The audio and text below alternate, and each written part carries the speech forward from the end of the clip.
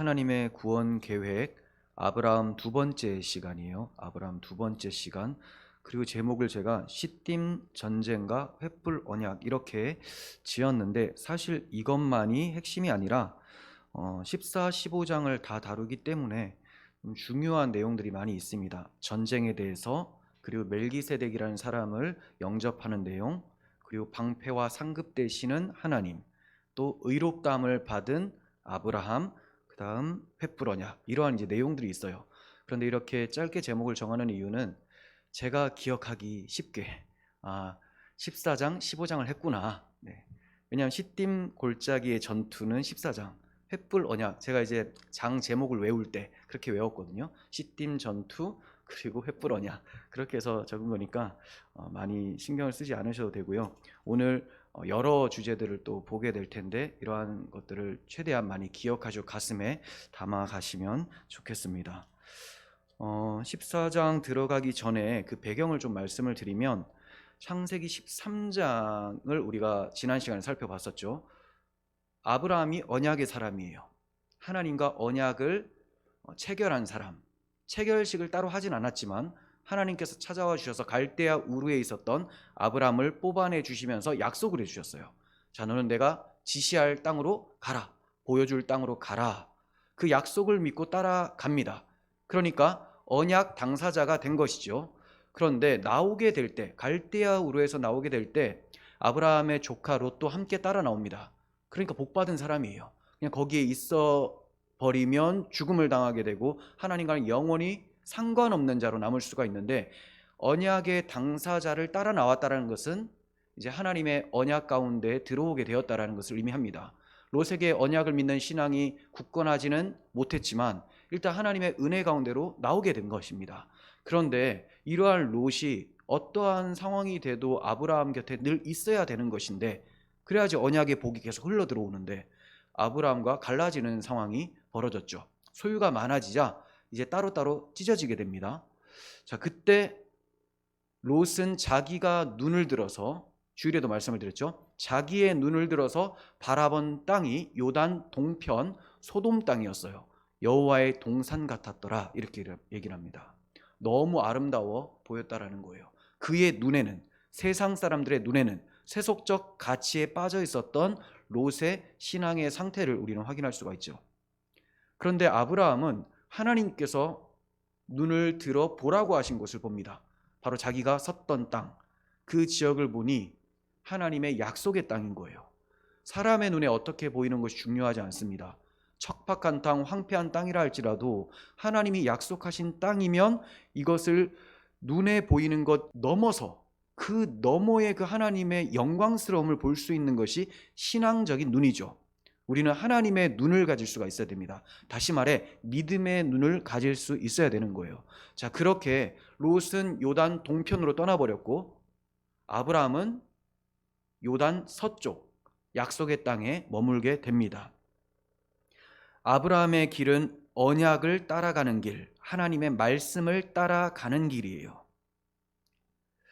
그런데 이 아브라함을 떠나버렸으니 이제 롯은 따라갈 말씀이 없습니다. 자기 보기에 좋은 대로, 판단대로 행하게 되는 것입니다.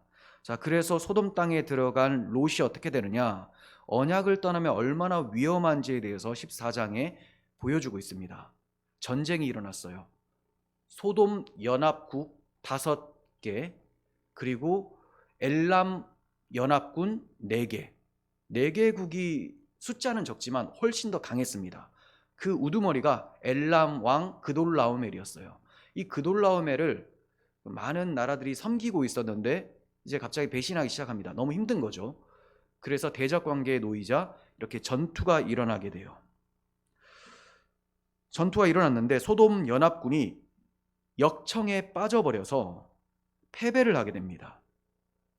재물들과 함께 롯이 끌려가게 돼요. 아브라함이 자기 병사 318명을 데리고 롯을 구출하러 전투에 참여합니다. 이기고 돌아오는 거예요. 롯을 데리고 오고 그 식솔들을 다 데리고 재물까지 가지고 돌아옵니다. 엄청난 능력이죠. 무엇이 능력일까요? 아브라함이 집에서 길리운 군사 318명, 이 사람들이 싸움을 잘해서 이긴 것인가? 자, 이렇게 생각해 보면 되겠죠. 이스라엘 백성들이 출애굽했을 때의 노예 상태, 그죠? 노예 상태 싸움 하나도 배운 적이 없어요. 전쟁용 무기도 없습니다. 그런데 광야 모든 싸움에서 다 이기게 되고 가나안 정복 전쟁에서 다 이기게 됩니다. 여리고 성도 무너뜨리게 되죠. 이게 무엇 때문에 가능했느냐? 하나님이 함께 하심. 그럼 그 하나님이 함께 하시면 무엇 때문에 가능했느냐? 하나님께서 주시고자 하는 약속의 땅, 그 언약을 믿었던 거죠. 그러니까 추상적으로 하나님이 나와 함께 하시겠다고 생각하셔서는 안 되는 거예요. 하나님은 누구와 함께 하시냐? 언약을 받은 그 사람과 함께 하는 것이고, 그 사람이 언약을 기억하며 하나님을 신뢰할 때 함께 하는 거예요. 그래서 아브라함과 같은 경우도 하나님이 언약한 사람이잖아요. 이 사람이 318명을 데리고 전투에 참여합니다. 그러면 하나님이 그와 함께 가셔서 싸워주시는 거예요. 그래서 아무리 강한 엘람 왕 그돌라오멜, 그 4개 연합국이라 할지라도 하나님 앞에서 다 패배하게 되는 것이죠. 다 되찾아서 오게 됩니다. 이렇게 시딤 골짜기 전투를 통해서 우리가 알게 되는 것은 하나님은 비록 부족하지만 하나님의 언약 백성을 한 사람이라도 끝까지 찾아오신다라는 거예요. 바로 롯이죠. 롯. 하나님이 자기 백성이라고 생각하시면 찾아오신다라는 거예요. 그리고 하나님은 자기 백성과 늘 함께 하셔서 모든 인생 속의 전투에서 승리를 주시는 분, 이것을 교훈하고 있습니다. 아브라함은 자신의 승리가 자기에게 있지 않고 여호와 하나님으로부터 왔다라는 것을 알고 있었어요. 그래서 그의 모습은 이후에 멜기세덱이라는 왕이 왔을 때 그를 영접하고 11조를 드림으로써 하나님이 다 하셨습니다라는 것을 나타내 보입니다. 자, 그렇다면 멜기세덱이 누구인지에 대해서 우리는 좀 살펴봐야 되겠죠. 그 전에 배경을 살펴보면 아브라함이 다 이기고 롯을 데리고 오는데 아브라함을 마중 나온 왕이 2명이 있습니다. 좀 전에는 멜기세덱이라고 말씀을 드렸죠. 근데 또 하나 소돔 왕이에요. 당연히 소돔 왕 입장에서는 고맙겠죠. 자기 나라를 구출해 줬으니.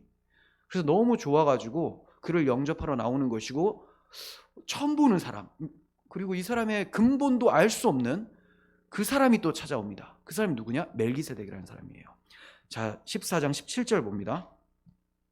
아브라함이 그돌라오멜과 그와 함께한 왕들을 쳐부수고 돌아올 때에 소돔 왕이 사회 골짜기 곧 왕의 골짜기로 나와 그를 영접하였고, 소돔 왕이 영접했죠.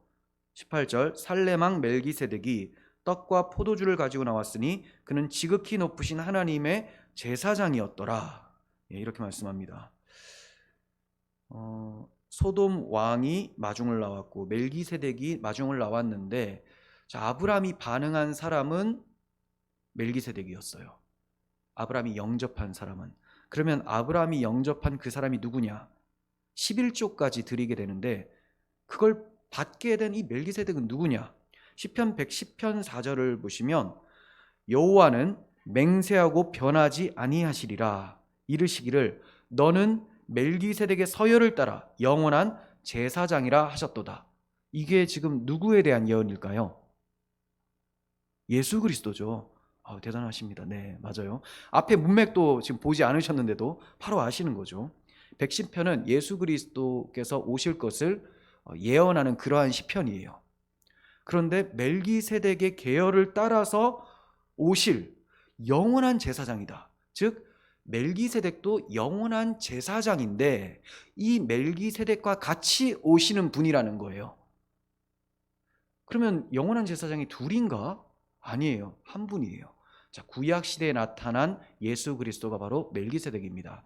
어떤 분들은 그냥 알 수 없는 어떤 한 왕인데 이분이 예수 그리스도랑 닮았다라고 해서 이제 예표적 인물로도 보기도 합니다. 그럴 수도 있어요. 저도 그럴 수도 있다고는 봅니다. 하지만 우리가 정확하게 알 수가 없지만 확실하게 알 수 있는 것은 이 사람은, 이 멜기세덱은 예수 그리스도를 보게 하는 사람이라는 거죠. 그래서 구약시대에 나타난 예수 그리스도의 현현이라고도 해도 되고요, 예표적 인물이라고 해도 됩니다. 자, 결과적으로는 그 사람이 누군지 아무도 알 수가 없어요. 히브리서 7장 2절 보시면 아브라함이 모든 것의 10분의 1을 그에게 나누어 주니라. 그 이름을 해석하면 먼저는 의의 왕이요, 다음은 살렘 왕이니 곧 평강의 왕이요. 자, 이것을 잠깐 설명해 드릴게요. 제가 자주 말씀을 드린 적이 있습니다. 멜기세덱, 멜기는 멜레크라는 왕, 그리고 이게 소유격으로 되면 기가 되거든요. 그리고 제데크, 세덱이라고 하잖아요. 제데크예요. 의입니다. 의. 그러니까 의의 왕, 의의 왕이에요. 그런데 이 사람이 어느 나라 왕이냐? 살렘 왕 멜기세덱이죠. 살렘은 평강이에요. 평강의 왕, 의의 왕, 그 사람이 바로 멜기세덱인데 그게 누구냐? 우리의 평강의 왕, 우리의 의의 왕, 예수 그리스도라는 거죠. 그러니까 이름부터, 그리고 그가 다스렸던 왕국까지 다 살렘이고, 이 살렘은 예루살렘을 또 생각하게 되죠.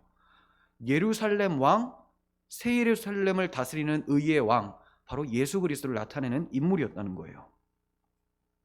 자, 계속 보시면 아버지도 없고 어머니도 없고 족보도 없고 시작한 날도 없고 생명의 끝도 없어. 인간 중에 이런 사람 없죠. 이게 멜기세덱이에요. 그러니 예수 그리스도를 말하는 것이죠. 하나님의 아들과 닮아서 항상 제사장으로 있느니라. 멜기세덱이 그러했다는 겁니다. 그러니까 아브라함이 인간에게 11조를 드리진 않겠죠. 인간에게 내 전쟁의 승리는 당신에게 있습니다라고는 하지 않을 거라는 말이에요. 그러므로 이 멜기세덱은 예수 그리스도의 구약적 현현이라고 할 수가 있는 것입니다. 자, 그러니까 아브라함이 승리라는 것은 언약의 실체로 오실 메시아께 있다라는 것을 알고 멜기세덱에게 고백을 한 것, 이게 바로 11조예요. 그러니까 11조의 의미도 좀 분명해지죠. 11조는 뭐냐? 10개 중에 하나를 드리는 건데 이 하나는 나머지 모든 것을 대표합니다. 하나는 나머지 9를 대표해요. 10이라는 건 뭐냐? 만수죠, 만수. 모든 것. 그런데 모든 것을 이 하나가 대표한다. 자, 이 개념이 가족 개념으로 들어가면 어떻게 쓰이냐? 장자예요. 장자가 그 모든 식구들을 다 대표합니다. 그래서 출애굽 때의 마지막 재앙, 유월절 어린 양의 피로 인해서 그 집안 모든 사람들이 다 살게 되죠. 그 피를 바르지 않았던 사람들은 장자가 죽어요. 즉 모든 식구들이 다 죽었다는 의미에서 장자가 죽는 거예요. 그런데 이 장자를 대신해서 하나님의 어린 양, 유월절 피가 흘려집니다. 예수 그리스도께서 유월절 어린 양으로 오시는 거죠. 그분이 우리들의 장자가 되심으로 우리가 다 살게 된다. 이것을 얘기해요. 그러니까 11조나 장자나 다 예수 그리스도를 가리키고 있었던 거예요. 그래서 전쟁에서 승리한 것으로 10분의 1을 드렸다는 것은 나의 모든 전쟁, 내 인생의 가장 치열한 전쟁이 뭐냐? 마귀와의 싸움에서 이길 수 있고 영생을 받는 그 전쟁이죠. 그 전쟁을 내가 하는 것이 아니라 바로 오실 메시아가 하셨다라는 것을 고백하는 것이 11조였다라는 거예요. 구약 시대에. 자, 그래서 우리는 날마다 예배당에 나와서 예배하며 예수 그리스도의 이름을 찬송하고 그분이 나의 왕이시오 구속주십니다라고 고백하면 그게 영적 11조의 의미입니다. 그리고 우리가 이제 나와서 헌금을 드리죠. 10분의 1을 또 드리죠. 이것은 이 모든 재물들은 다 그리스도의 은혜로 얻게 된 것입니다라는 것을 고백을 하는 것이죠. 그러니까 본질적인 것은 우리의 신앙 고백인 것이지 얼마를 드리고 내가 무엇을 하고 이 문제가 아니라는 거예요. 예배는 오직 영적 11조로만 드려질 수가 있어요. 바로 예수 그리스도를 통해서만 드려질 수가 있다는 거죠. 그래서 예배는 반드시 그리스도 중심적 예배가 되어야 되는 것이고 설교 또한 11조가 막 나가야 되는 거죠. 바로 예수 그리스도 중심으로 설교를 해야 되는 거예요. 자, 이것을 아시고 이제 성경을 보시면 아브라함이 오실 메시아를 바라보고 있었다. 언약을 붙잡고 있었다. 이 언약 때문에 자기가 승리했다라고 고백을 했다. 이것을 11조를 통해서 우리는 확인하게 됩니다. 자, 그리고 살렘 왕의 말부터 봅니다. 19절. 그가 아브라함에게 축복하여 이르되. 축복을 한다. 축복. 히브리서 7장 7절로 알고 있는데 그 높은 자가 낮은 자를 축복한다라고 해요. 높은 자가. 당연한 거죠. 낮은 자가 어떻게 높은 자를 축복하겠습니까? 복을 빌어주는 거예요. 이게 어떻게 가능하냐? 바로 멜기세덱이 하나님의 아들 예수 그리스도시기 때문에 하나님을 향해서 중보자가 되시고 하늘의 복을 내려줄 수 있는 분이라는 거예요. 그래서 복을 빕니다. 축복하여 이르되 천지의 주제시요 지극히 높으신 하나님이여 아브라함에게 복을 주옵소서. 중보자죠. 너희 대적을 내 손에 붙이신 지극히 높으신 하나님을 찬송할지로다. 예수님도 그래요. 나를 높여라라고 하지 않고 하나님을 높이게 되죠. 우리가 하나님을 높일 때는 반드시 그리스도를 통해서 높여지게 되죠. 그래서 예수님은 오직 이 땅에서 아버지의 영광만을 위해서 사셨고 우리가 그 영광을 돌리기 위해서는 그냥 아버지께로 바로 영광 돌리는 것이 아니라 그리스도를 통해서 중보자를 통해서 영광을 돌릴 수가 있게 되는 거예요. 그래서 이 멜기세덱이 하나님 아버지를 찬송하라고 합니다. 자, 그러니까 아브라함이 그 얻은 것에서 10분의 1을 멜기세덱에게 주었더라 이렇게 말씀하고 있죠. 자, 그리고 소돔 왕이 또 말을 합니다. 21절 봅니다. 아브라함에게 이르되 사람은 내게 보내고 물품은 내가 가지라. 너무 고마운 나머지 자, 우리 백성들은 나한테 돌리고 이제 네가 재물들은 다 가져가라. 다 가져가라. 이게 얼마나 놀라운 상급입니까? 이 정도 상급이면 아브라함이 그냥 아무것도 하지 않아도 계속 살 수 있는 정도의 부유함이겠죠. 지금 나그네 신세잖아요. 지금 집도 땅도 없는 사람이에요. 보여줄 땅, 내가 이 땅을 주겠다. 아직 주신 게 아니에요. 그러니까 나그네 신세인데 이 모든 재물을 다 준다고 하면 얼마나 큰 상금이 되겠습니까? 자, 이러한 상황에서 여러분들께서 영접할 왕은 누구가 되겠습니까? 멜기세덱을 영접하시겠습니까? 소돔 왕을 영접하시겠습니까? 믿음이 없는 사람들은 소돔 왕을 영접하겠죠. 돈을 준다니까. 이 땅에서 돈은 생명과 같잖아요. 사람들은 그렇게 생각해요. 그 돈을 가지면 계속 살 수 있을 거라고 착각을 합니다. 물론 영원히 산다라고는 생각 못하지만 돈을 가지고 있을 때는 내가 건강할 수 있다고 착각을 하게 되고요. 그리고 오랫동안 살 수 있지 않을까 이런 기대를 합니다. 그리고 죽음이라는 것을 생각을 잘 안 하고 산다는 거죠. 돈이라는 것이 사람을 그렇게 만들어버려요. 그래서 주님께서는 한 사람이 두 주인을 섬기지 못할 것이다 라고 말씀하셨어요. 이것을 미워하거나 이것을 사랑할 것이다. 이것을 중히 여기면 저것을 가볍게 여길 것이다. 그러므로 하나님과 재물을 겸하여서 섬길 수가 없다. 자, 그러니까 아브라함은 멜기세덱도 영접하고 소돔 왕도 영접한 게 아니에요. 멜기세덱을 영접하고 10분의 1을 드림으로써 자기의 신앙을 고백했다면 이제는 그가 소돔 왕이 주는 재물은 받을 필요가 없는 거죠. 내 왕이 아니니까. 이 재물이 나를 복되게 하거나 나를 살게 하는 힘이 아니기 때문에 나의 힘, 나의 삶은 오직 하나님께 있다. 언약에 있다. 그러므로 소돔 왕을 배격해야 되는 것이죠. 자, 그래서 22절 보시면 아브라함이 소돔 왕에게 이르되 천지의 주제시오 지극히 높으신 하나님 여호와께 내가 손을 들어 맹세하노니. 자, 이러한 표현은 좀 전에 들었었죠. 멜기세덱이 하나님을 그렇게 소개를 했는데 지금 똑같이 이렇게 얘기를 합니다. 예수께서 우리에게 아버지를 가르쳐 주세요. 자신의 삶을 통해서 구속 사역을 통해서 우리는 그 본대로 들은 대로 아버지를 예배할 수가 있는 거죠. 멜기세덱이 아버지를 보여주신 것이고 그 보여지고 들은 대로 아브라함이 하나님을 찬송을 합니다. 자, 그러면서 내가 손을 들어 맹세하노니 내 말이 소돔 왕 네가 이런 말을 할 것 같아. 내가 아브라함을 치부하게 하였다 할까 하여 내가 아브라함을 부자로 만들었다라고 자랑할까 하여 내게 속한 것은 실 한 오락이라도 들매끈 한 가닥도 내가 가지지 아니하리라. 실 한 오락이 들매끈 한 가닥도 내가 가지지 않겠다. 이렇게 얘기를 합니다. 혹시나 이 승리가 소돔 왕 너에게 있다고 착각할까 봐, 사람들이 그렇게 할까 봐, 내가 부욕해 된 것이 너 때문이라고 생각할까 봐 소돔 왕이 재물을 줄 수 있는 인간이 아니죠.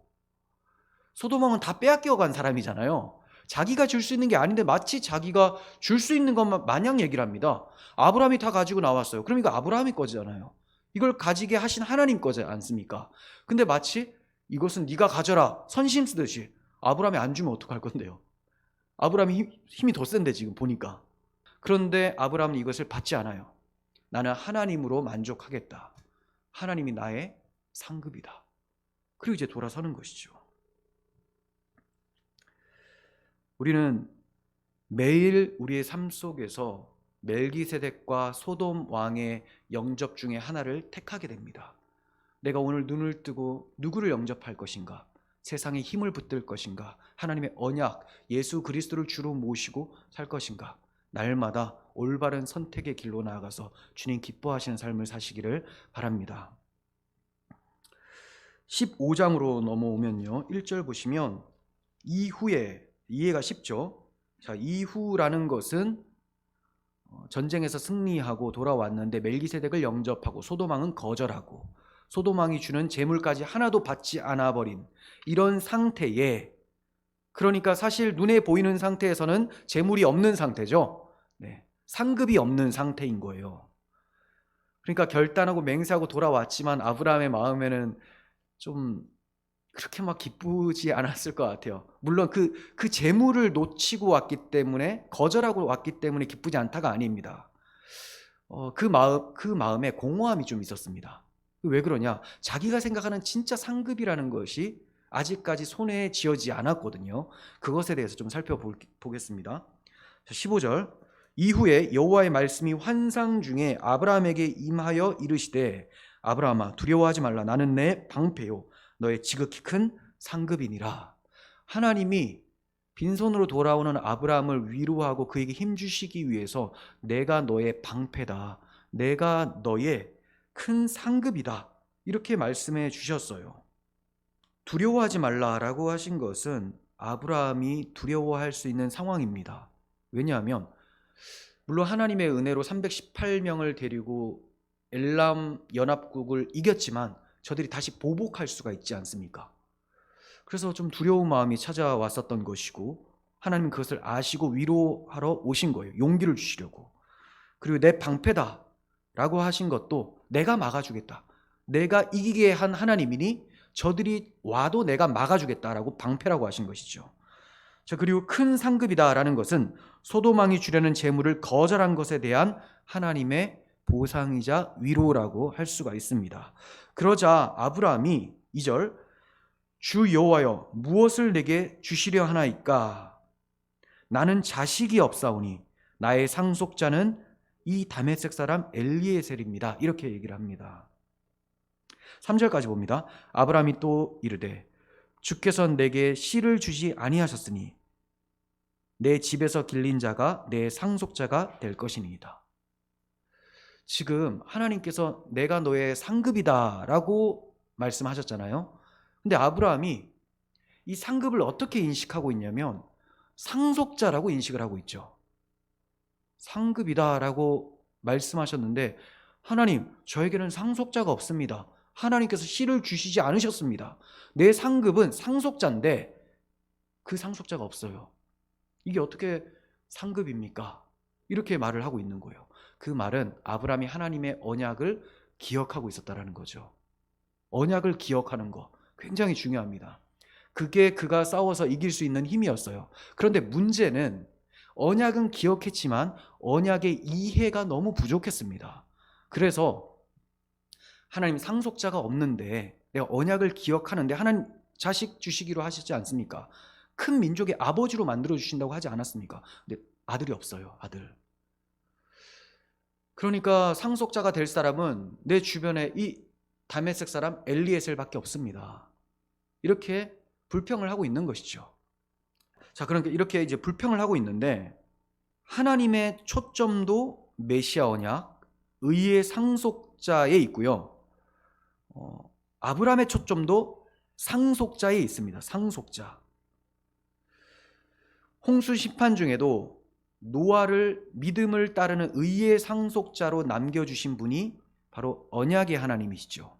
항상 이 언약이라는 것은 상속자가 중요해요. 언약을 이어갈 자, 그리고 마지막에 이 언약을 성취할 상속자, 이 사람이 필요합니다. 그게 창세기 3장 15절부터 예언이 됐었죠. 여자의 후손, 그 여자의 후손이 상속자로 오게 되는 거예요. 그래서 하나님이 내가 너에게 복을 주겠다라고 할 때 그 복을 주실 분이 누구냐? 언약의 성취자를 통해서 주신다라는 거예요. 상속자를 통해서, 여자의 후손을 통해서. 그래서 홍수 심판 중에서도 의의 상속자로 노아를 남겨놨어요. 그럼 노아가 의의 핵심이냐? 아니에요. 노아의 후손으로 오실 또 상속자를 기다리게 되는 것이죠. 자, 그렇게 기다리다가 바벨탑이 막 세워지는 이런 세상의 타락상 속에서 하나님께서 의의 상속자를 두시려고 아브라함을 남겨두신 거예요. 그래서 아브라함의 후손으로 상속자를 준비시켜 주시는 겁니다. 그리고 하나님이 다윗에게 자식을 주겠다. 내 씨가 이 나라를 왕성하게 하고 영원 무궁하게 하고 내 집을 건축할 것이다. 이렇게 약속해 주셨어요. 근데 그 씨, 그 상속자가 솔로몬이었어요. 근데 솔로몬이 말년에 상태가 안 좋아지죠. 우상숭배하고 신앙이 이상해요. 하나님께서 회초리를 대십니다. 사람 막대기와 인생 채찍으로 때리시는데 때리신 결과로 남유다 북이스라엘이 이렇게 찢어집니다. 그때 그 북이스라엘로 다 넘어가고 있는 상황에서 하나님께서 내가 한 등불 한 지파는 남겨두겠다 이렇게 말씀하세요. 그게 남유다가 되는 거예요. 유다 지파. 그래서 그 등불 가운데 유다 지파에서 상속자 메시아가 오게 되는 겁니다. 그러니까 하나님의 초점은 계속해서 상속자를 남기는 초점이에요. 그리고 우리들 믿음의 사람들의 초점은 하나님께서 남겨두실 그 상속자를 대망하면서 기다리는 것. 그게 우리들의 자세입니다. 그래서 아브라함이 내가 상속자를 받지 못했습니다. 이렇게 얘기를 하고 있는 거예요. 하나님의 때가 있고요. 나의 때가 있습니다. 그런데 나의 때와 하나님의 때가 늘 같지 않다라는 것을 기억해야 됩니다. 거의 같지 않아요. 거의. 나는 이때쯤이면 뭔가 이루어질 것 같은데 하나님의 때는 다르죠. 물론 이게 이제 개인사에서 나오지만 구속사적 관점에서 아브라함의 입장에서는 하나님이 약속을 성취시켜 주실 때가, 상속자를 주실 때가 곧 성취될 거라고 생각을 했는데 한참이 지나도 아들이 태어나질 않는 거예요. 기다리는 것이 중요합니다. 하나님은 반드시 성취하신다라는 그 믿음의 기다림이 중요한데 아브라함이 그것을 놓쳐버리는 것이 그 다음 장 16장에 나오는 거죠. 하갈을 통해서 이스마엘을 낳아버리죠. 우리는 늘 하나님의 때를 생각을 해야 됩니다. 나의 때는 중요하지 않습니다. 예수님께서도 가나 혼인잔치에서 포도주가 떨어졌을 때 그 어머니 마리아가 포도주가 떨어졌습니다. 이렇게 말을 합니다. 그러자 예수님께서 여자여, 그게 나와 무슨 상관이 있느냐? 이렇게 말씀하시죠. 그리고 나서 곧바로 또 포도주를 만들어 주세요. 물로 포도주를 만들어 주십니다. 예수님의 때는 십자가의 때예요. 예수께서 십자가에서 진노의 포도주를 마시고 기쁨의 포도주로 성도들에게 주실 그 십자가가 예수님의 때입니다. 그래서 아직 내 때가 아니다라고 말씀을 하셨던 것이죠. 항상 하나님의 때는 우리의 때와 달라요. 그래서 이사야 55장 8절 보시면 이는 내 생각이 너희의 생각과 다르며 내 길은 너희의 길과 다름이니라. 여호와의 말씀이니라. 이는 하늘이 땅보다 높음같이 내 길은 너희의 길보다 높으며 내 생각은 너희의 생각보다 높음이니라. 네. 하나님의 생각을 우리가 알 수가 없습니다. 그냥 하나님께서 말씀하신 것, 그 안에서만 알고 믿고 기다리는 거예요.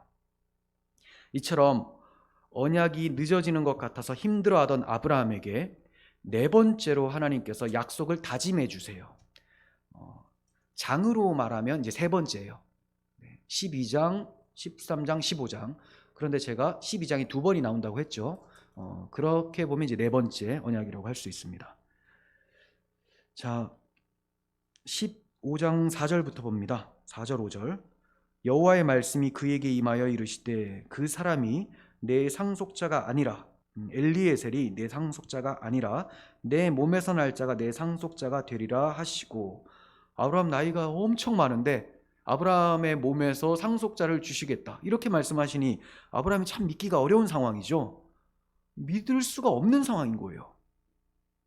그를 이끌고 밖으로 나가 이르시되 하늘을 우러러 무뼈를 셀 수 있나 보라. 또 그에게 이르시되 내 자손이 이와 같으리라. 참 이게 보는 게 중요한데 무엇을 어떻게 보느냐가 중요합니다. 하나님이 보여주시는 걸 봐야 돼요. 아브라함이 하나님이 끌고 나오시고 자 하늘을 보라라고 할 때 보니 소망이 생깁니다. 자, 그 소망이 뭐냐? 네 자손이 하늘의 별과 같이 많아질 것이다. 이렇게 약속을 해주시는 거예요. 야, 이거 믿을 수 있겠습니까?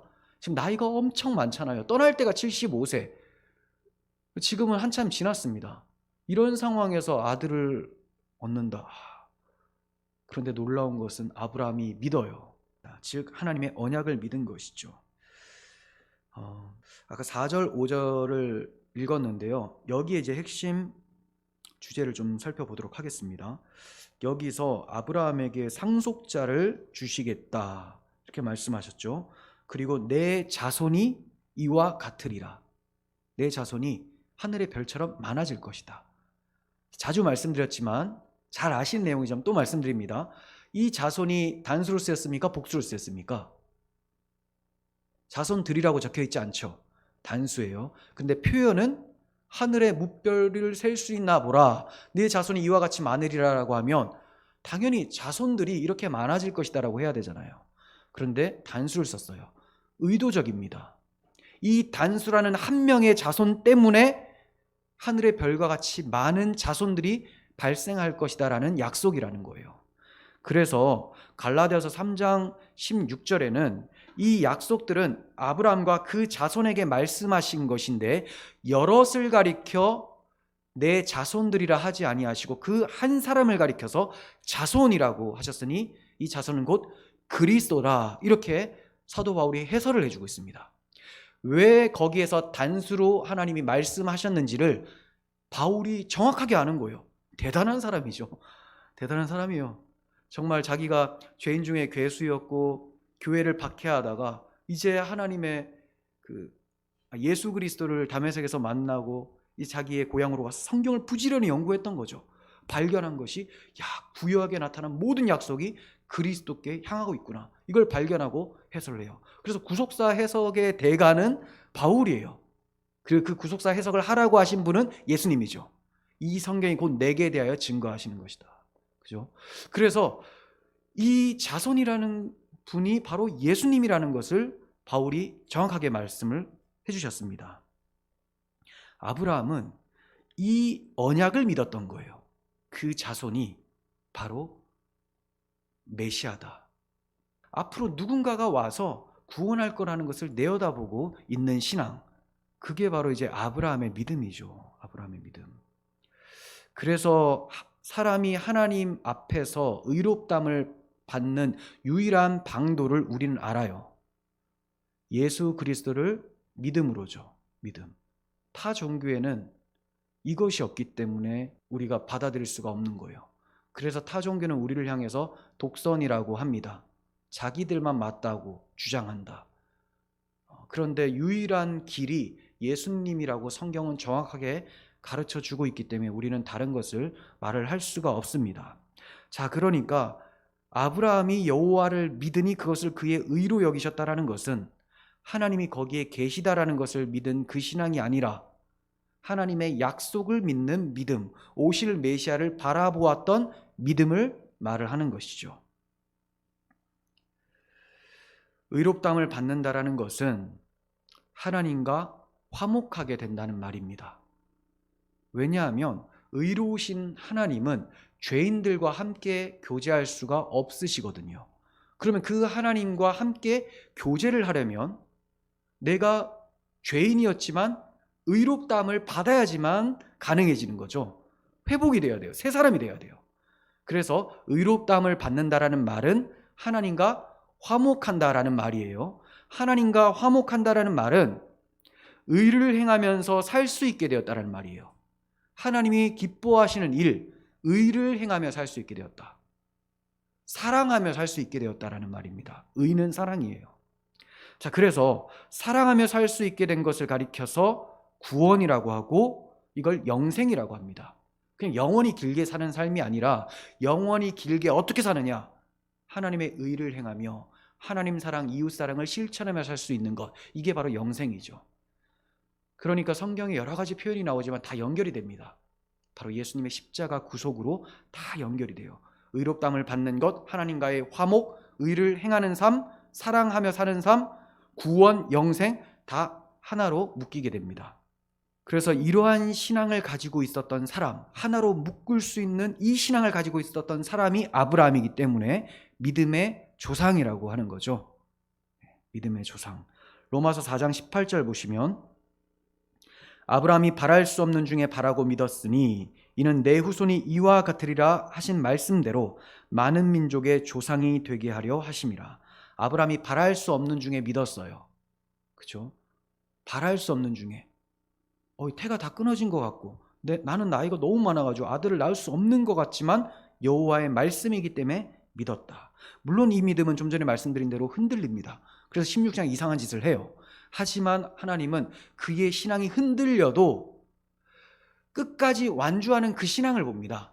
그럼 끝까지 완주하게 하는 그 신앙의 주인이 누구냐? 믿음의 주여 또 온전하게 하시는 이인 예수를 바라보자.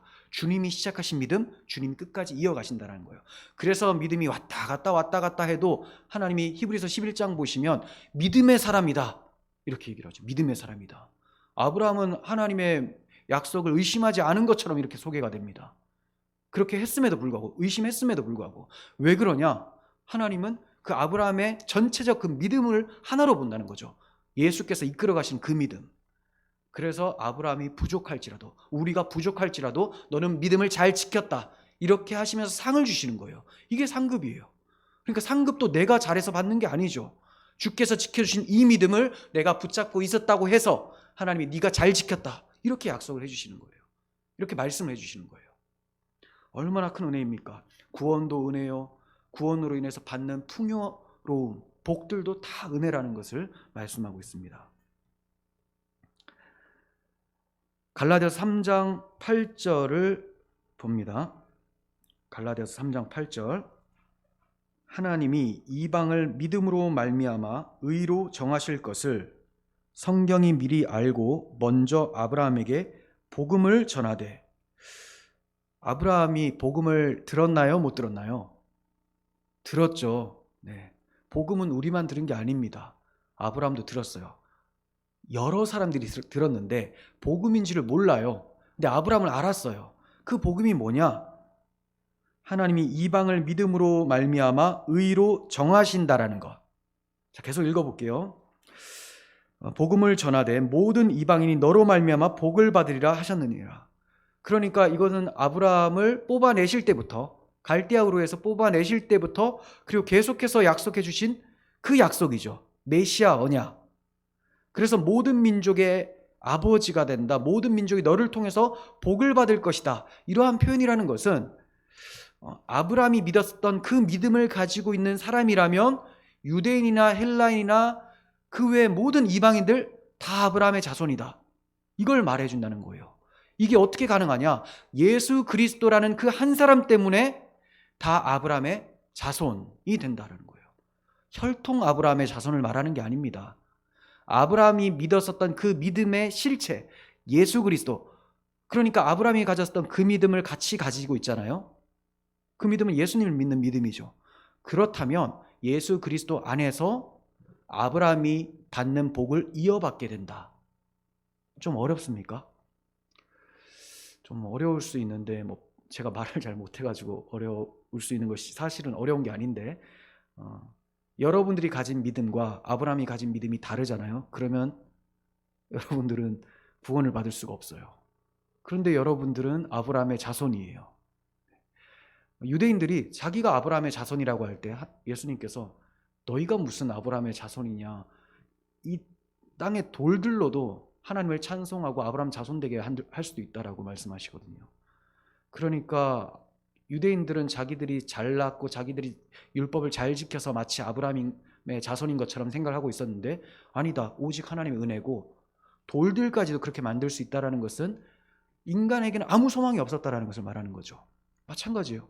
이방인이든지 유대인이든지 할 것 없이 오직 하나님의 은혜로 예수 그리스도를 믿으면 그가 하나님의 구원, 약속을 받게 되고 복을 받게 될 사람이다.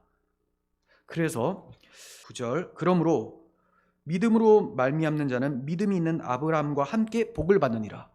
아브라함과 함께 복을 받는다라는 것은 아브라함의 자손이라는 말이에요. 자손들이 그 기업을 계속 남겨주잖아요. 자손이기 때문에. 이와 같이 이방인들도 예수님을 믿으면 아브라함의 자손이라고 말씀을 하고 나서 그 다음 이제 26절, 너희가 다 믿음으로 말미암아 그리스도 예수 안에서 하나님의 아들이 되었으니 누구든지 그리스도와 합하기 위하여 세례를 받는 자는 그리스도로 옷 입었느니라. 자, 십자가 복음을 믿는 자, 그것을 믿어 세례받은 자, 두 가지 같이 말씀을 할 수가 있지만 핵심은 예수 그리스도의 십자가 대속을 믿으면 그 십자가의 보혈로 옷 입는다. 그것이 너의 의다. 이런 말씀이에요. 그러니까 성도들의 의는 예수님의 피 흘리심, 십자가 대속이 의예요. 자, 그리스도로 옷 입었느니라. 너희는 유대인이나 헬라인이나 종이나 자유인이나 남자나 여자나 다 그리스도 예수 안에서 하나이니라. 정확하게 말씀하시죠. 유대인이나 헬라인이나 종이나 자유인이나 남자나 여자나 다 그리스도 안에서 하나, 다. 그렇다면 어떻게 됩니까?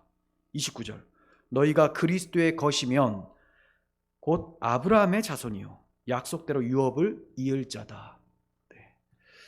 그러니까 아브라함이 여호와를 믿으니 그것을 의로 여기셨다라는 말씀은 아브라함이 복음을 믿었다, 오실 메시아를 보고 믿었다, 이런 말씀입니다. 구약시대나 신약시대나 할 것 없이 모두가 다 오직 예수 그리스도를 믿는 믿음으로만 구원을 받을 수가 있어요. 다른 방도는 없습니다. 천하 사람 중에 구원을 받을 만한 다른 이름을 우리에게 주신 일이 없음이라 베드로가 이렇게 말씀했죠. 인류의 가장 큰 난제는 의롭다함을 얻는 거예요. 인류의 가장 큰 난제. 인간들은 다 죄인으로 태어나잖아요. 원죄를 가지고 태어나서 원죄의 성향에 따라서 죄를 지으면서 삽니다. 그러니까 살면 살수록 죄를 계속해서 더 짓고 하나님의 진노가 쌓이도록 사는 사람들이 인간들이에요. 그런데 이 큰 난제를 해결받게 되었다면 이걸 우리는 뭐라고 얘기를 할까요? 복되도다 라고 하겠죠. 그 해결받는 힘이 어디에 있느냐? 예수 그리스도와 그분이 이루신 복음 사역. 그래서 십자가의 구속 사역을 복음, 복되다라고 말을 합니다. 이 복음을 믿는 자들을 복 있는 사람이다, 이렇게 얘기를 하는 거예요. 이 복 있는 사람은 가난하든지 부하든지 병 걸리든지 건강하든지 어디 나가서 성공을 하든지 못하든지 상관이 없어요. 그냥 복 있는 사람이요. 복이 있다. 예수 그리스도라는 생명이 너의 안에 있다. 그러니까 바울이 가난하든지 부하든지 배고프든지 궁핍하든지 배부르든지 할 것 없이 자기가 감옥에 있어도 나는 그리스도로 인해서 만족할 수 있는 일체의 비결을 배웠다. 예수 그리스도의 복음이라는 거죠. 근데 오늘날 성도들이 복음을 자기가 안다고 하면서 그런 비결은 모르는 것 같아요. 한마디로 그 비결이 복음인데 그 복음을 누리질 못하잖아요. 그럼 복음을 안다고 해야 됩니까? 복음을 잊어버렸다고 해야 됩니까? 이게 뭡니까 이게? 왜 그러냐? 복음을 알았다 하더라도 강단에서 계속 선포를 안 하잖아요. 그럼 저 편으로 밀려나서 기억이 희미해져요. 그럼 복음의 능력이 안 나타나죠. 그리고 나서 강단에서 뭐 얘기합니까? 예수님께서 율법을 지키셨으니 여러분들도 지키고 사십시오. 그래야 하늘에 상급이 있습니다. 이렇게 얘기하니까 성령으로 시작했다 육체로 마치고 수고하고 무거운 짐을 예수 그리스도께 내어드렸다가 다시 찾아와가지고 메고 다니게 되는 것이죠. 큰일 나는 거예요. 그래서 설교 강단은 시작부터 끝까지 무슨 말이냐? 그 목사가 부임해서 은퇴할 때까지 복음만 전해야 되는 거죠. 성도들은 그 복음을 날마다 듣고 적용하며 복음이 이끄는 삶을 살기를 힘써야 되는 것이고 그게 바로 성화로 나타나는 거예요. 성화. 아브라함이 고향과 친척과 아버지의 집을 떠나서 얻게 된 것은 다름 아니라 의롭다함이었습니다. 물론 그에게 양과 소와 노비와 낙타 또 많은 재물들 이런 것들도 주어졌습니다. 그런데 성경은 그것을 아브라함의 복이라고 말하는 게 아니에요. 아브라함이 진짜 복받은 것은 여호와 앞에서 의롭다함을 받은 것이다. 아브라함이 진짜 복받는 비결은 언약을 믿었기 때문이다. 이것을 증거하고 있습니다. 그러니까 그의 부와 명예 그런 것들은 이 언약의 풍성함, 의롭다함의 의미를 이 땅의 것으로 설명하기 위해서 보여진 것들이에요. 그가 부자가 됐다? 의롭다함을 받는 것이 하나님을 소유한 사람이기 때문에 얼마나 큰 부자냐. 근데 구약시대 사람들에게 설명이 안 되는 거예요. 그러니까 이제 재물로도 보여지고 막 건강한 것, 장수로 보여지는 거죠. 장수해봤자 죽잖아요. 왜 장수라고 하느냐? 영생을 설명하기 위한 표현이 장수였던 거예요. 그래서 하나님 말씀 잘 들으면 오래 산다, 말 안 들어서 빨리 죽었다 이런 말 하면 안 되는 거예요. 우리가 빨리 죽어도 영생을 얻었기 때문에 그게 구약시대의 장수했다라는 표현인 겁니다. 네. 이 땅에서 빨리 죽을 수도 있어요. 길게 살 수 있습니다. 그게 복이 아니라 어떻게 사느냐, 누구와 사느냐, 내 안에 무엇을 소유하고 사느냐, 진짜 복을 소유하고 사느냐, 의롭다함을 받는 복, 예수 그리스도의 생명을 소유하고 사느냐, 이게 진짜 복이라는 거죠. 왜 오늘날 교인들이 이 복을 가장 소중히 여기지 못하게 되었습니까? 정말 이 복으로만 만족하는 성도들만 있으면 대한민국은 난리가 납니다. 다 바울과 같은 사람이고 복음의 능력이 막 나타날 거예요. 그런데 새벽 기도하는 거 딱 들어보면 어떻게 해요? 우리 자식 잘 되게 해달라고 맨날 그런 기도만 하잖아요. 복이 그거라는 거죠. 제일 많이 말하고 제일 많이 생각하는 것이 내가 복으로 여기는 겁니다. 여러분들 무엇을 제일 많이 말하고 무엇을 제일 많이 구합니까? 무엇을 제일 많이 생각합니까? 그게 여러분들의 기쁨이며 복이에요. 그것에 따라서 구원의 당락이 결정됩니다. 너무 엄청난 거죠. 그래서 제가 우리의 영혼에 좀 관심을 가지십시오라고 주일에 말씀드렸던 거죠. 무엇에 제일 관심을 가지느냐? 대선에 관심을 제일 많이 가진다? 그럼 대선 후보가 그 사람의 복이라는 거죠. 잘못된 거예요. 부동산, 주식, 거기에 제일 관심을 많이 갖는다? 그게 자신의 복이에요. 그걸로 하나님 앞에 의롭다함을 받을 수 있습니까? 안 되죠. 그러니까 이게 구원과 관련된 문제입니다. 굉장히 중요한 거예요. 자, 15장 7절 또 봅니다. 또 그에게 이르시되 나는 이 땅을 내게 주어 소유를 삼게 하려고 너를 갈대아인의 우르에서 이끌어낸 여호와니라. 네, 땅은 상속자로 오실 그리스도께서 태어나실 곳을 말합니다. 그러니까 가나안 땅이죠. 가나안 땅. 그런데 그것 이상의 의미가 있다는 것을 반드시 아셔야 됩니다. 그래야 구약 성경을 제대로 해석할 수가 있어요. 자, 1차적으로 땅은 아브라함이 받게 될 땅, 그죠? 가나안 땅. 그런데 그가 받지는 못하고 죽잖아요. 그래서 반드시 나는 이걸 받을 것이다라는 그 다짐으로 구입한 땅을 막벨라 굴이라고 해요. 막벨라 굴. 그게 헤브론, 가나안 땅에 있었거든요. 그러니까 정말 믿음의 사람이죠. 그 막벨라 굴, 헤브론 땅, 가나안 땅, 이게 이제 하나님이 주시려는 1차적 땅이 맞습니다. 그런데 이 땅을 통해서 하늘의 땅을 설명하기 위함이라는 거예요. 항상 구약의 표현은 영적인 것을 표현하기 위한 모형으로 주시는 겁니다. 모형.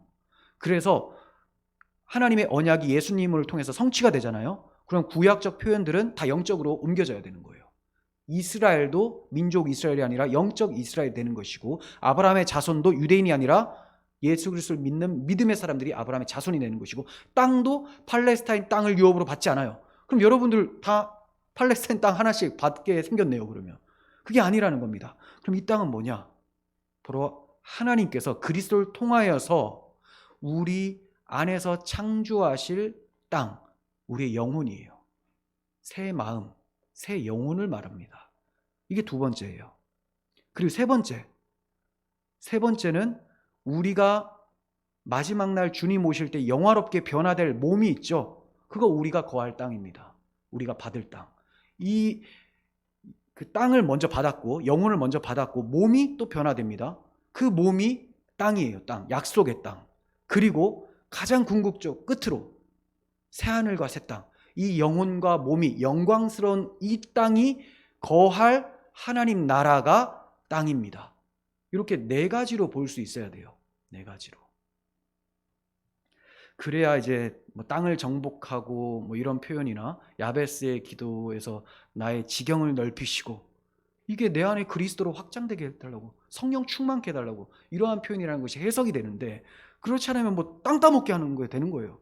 내 지경을 넓혀주시고 그 막 맨날 현수막 걸어놓고 하잖아요 사람들이. 근데 그게 무슨 뜻인지 모르고 그러니까 탐욕스럽게 만드는 그 문구를 갖다 놓고 여러분 복 받으십시오 이렇게 말하니까 사람들이 이제 헷갈리는 거죠.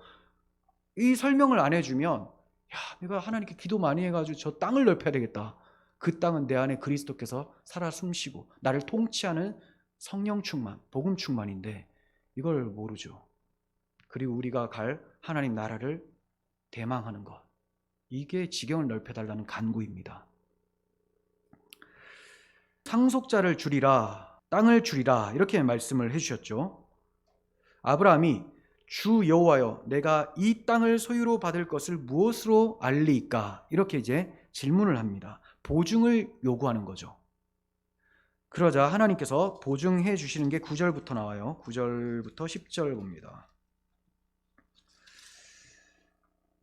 여호와께서 그에게 이르시되 나를 위하여 3년 된 암소와 3년 된 암염소와 3년 된 순양과 산비둘기와 집비둘기 새끼를 가져올지니라. 네. 아브라함이 그 모든 것을 가져다가 그 중간을 쪼개고 그 쪼갠 것을 마주 대하여 놓고 그 새는 쪼개지 아니하였으며 라고 합니다. 자, 이게 좀 특이한 방법이라고 생각이 되겠지만 고대 근동 지역에서 언약 체결할 때 흔히 쓰던 그런 체결식의 모습입니다.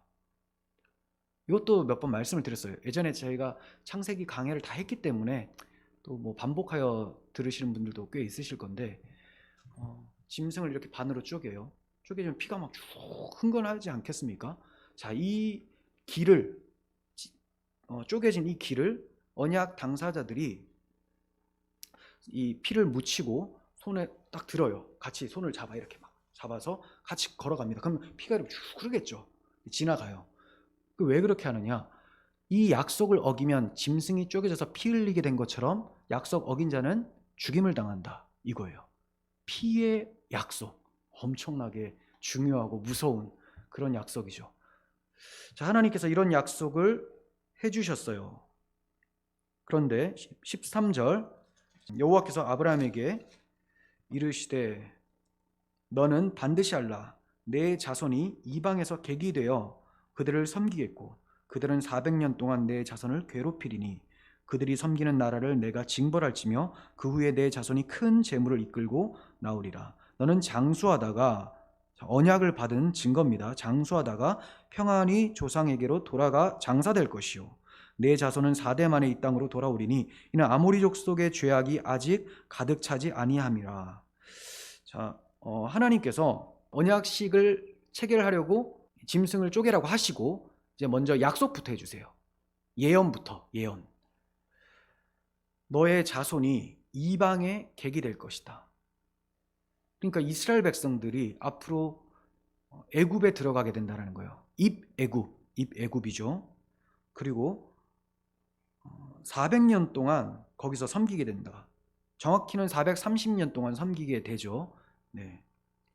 그들이 섬기는 나라를 내가 징벌할 것이다. 애굽이 이제 징벌을 당합니다. 10가지 재앙으로. 그리고 나서 그 후에 내 자손이 큰 재물을 이끌고 나오리라. 나올 때도 애굽 사람들에게 은금 패물을 가지고 나오게 되죠. 그러니까 입애굽과 출애굽을 미리 예언하십니다. 그러니까 천지의 창조주 하나님께서 역사의 주관자시다라는 것을 우리는 또 보게 돼요. 아직 일어나지 않은 일, 하지만 하나님이 약속하시면 반드시 성취가 된다. 역사 속에서 다 이루어졌습니다. 딱 하나, 예수님 오시는 것만 남았어요. 그러니까 우리는 확실하게 그 약속이 이루어질 것을 믿으면서 살아가는 것이죠. 자, 그런데 여기서 내 자손은 이방에서 객이 된다라고 할 때 조금 더 생각해 보시면 역사적으로는 이스라엘이 내려갔다가 올라오는 거죠. 그리고 큰 제물을 끌고 나오는 거예요. 하지만 구속사적 성취는 어디에서 이루어지느냐? 아브라함의 그 한 자손 예수 그리스도께서 애굽화 되어버린 예루살렘에 오셔서 애굽으로 피해 버리시고 오히려 예루살렘이 오히려 애굽화가 되어버린 거예요. 그래서 애굽으로 피하시죠. 그리고 다시 들어가셔서 구원을 일으키시면서 십자가에서 이제 하나님의 자녀들 다 구원해 내십니다. 이것까지도 우리가 구속사적으로 연결을 시킬 수가 있어야 되는 거죠. 자, 그렇게 봤을 때, 자, 아브라함의 자손이 이방에 객이 된다라는 것은 이스라엘 백성들이 애굽의 노예가 된다. 예수님께서 우리 대신 오셔서 세상에서 고난을 받으신다. 하지만 이스라엘 백성이 나온 것처럼 그리스도께서 나오심으로 자기 백성들을 다 구원해 내신다라는 것을 볼 수 있어야 됩니다. 17절 봅니다. 해가 져서 어두울 때 연기 나는 화로가 보이며 타는 횃불이 쪼갠 고기 사이로 지나더라. 그날에 여호와께서 아브라함과 더불어 언약을 세워 이르되 내가 이 땅을 애굽 강에서부터 큰 강 유브라데까지 내 자손에게 주노니. 네, 이제 언약을 완전히 체결해 주시고 보증으로 보여주신 거예요. 자, 쪼갠 고기 사이로 하나님 혼자 지나가셨다라고 표현이 되죠. 횃불은 하나님의 임재의 상징인데요. 성경에서 그렇게 용례가 나옵니다. 그런데 하나님이 혼자 지나가셨어요. 아브라함과 같이 지나가지 않고.